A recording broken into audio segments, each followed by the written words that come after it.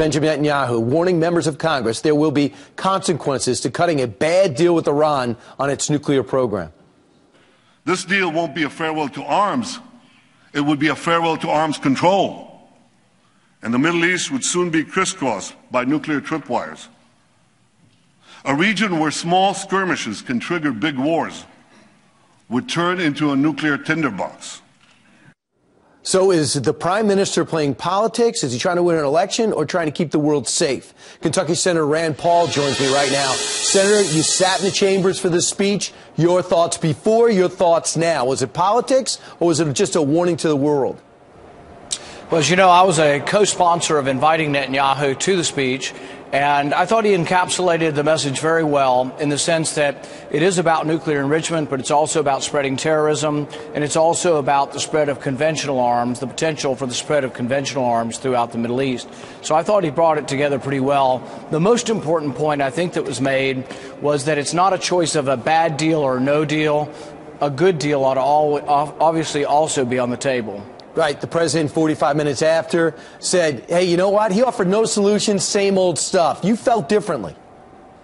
No, I think there really is a possibility, and one of the things that I'm co-sponsoring is Senator Corker's bill, and this bill says that any agreement has to come back to Congress and be voted on. This is consistent with what we've been arguing with this president, that he doesn't get to act on his own, that anything he does that changes legislation, like changing the sanctions against Iran, would have to come back and be voted on by Congress. You don't have a monitor here, but we have some of your reaction during the speech, and you look less than thrilled hearing the speech. And as we roll it back, let me tell you what the National Review said. Rand Paul's outspoken views against muscular foreign policy and foreign aid. You look less than enthused while the Prime Minister spoke.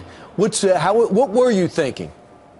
You know, I think what's funny about it is that you have these gossipy websites who really demean themselves by putting stuff like that out. I gave the Prime Minister 50 standing ovations. I co-sponsored bringing him here. And on the day that I also decided to co-sponsor the Corker bill that says any final deal has to be approved, we have gossipy websites looking up at, you know, the metric of how fast you clap. I mean, I think they demean themselves by putting that out. Okay, fine.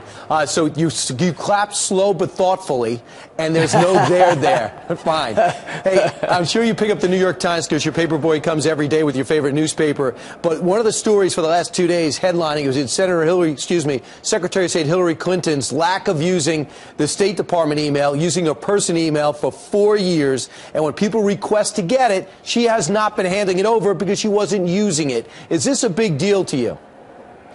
Yeah, not only is it the emails and directly flouting the law, I think there's going to be a constitutional question of whether or not she was receiving foreign gifts while in office.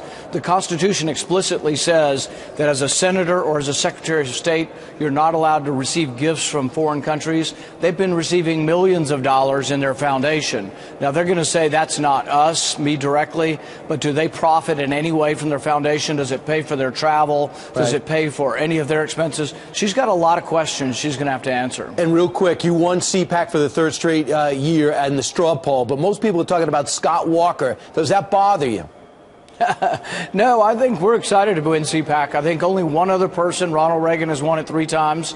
And so winning it and exciting the youth. CPAC is a great event because it's full of a lot of young people. And the only way you can win elections is to have that enthusiasm. We were real excited to get the victory. And you do have the youth vote. Senator Rand Paul, who will go anywhere to tell his message. Thanks so much for joining us this morning.